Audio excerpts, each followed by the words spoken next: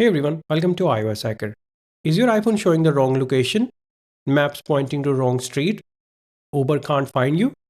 If your iPhone GPS is not working or showing an incorrect location, don't worry. In this guide, I will show you 4 simple fixes that will solve this problem for you. Let's get started. The first thing you need to check is whether location services is enabled. For this, open the Settings app, tap on Privacy and Security, then tap on Location Services and make sure Location Services is turned on. If this is turned off, your iPhone won't be able to detect your location at all.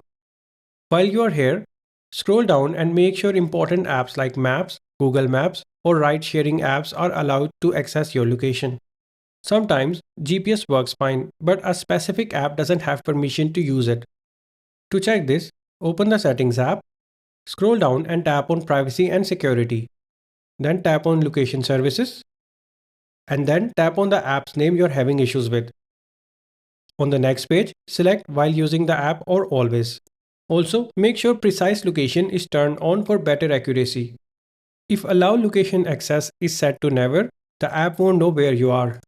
If your location arrow is pointing in the wrong direction, your iPhone compass may need calibration. For this, open the Compass app on your iPhone and move your phone in a figure 8 motion a few times. This recalibrates the compass and improves GPS accuracy.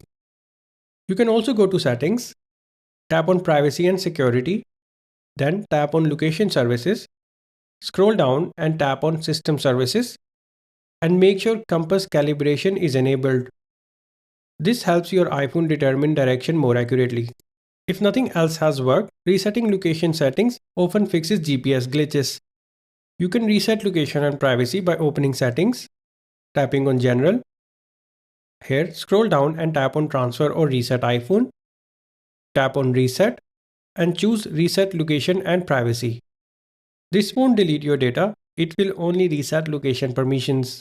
After this, apps will ask for location access again.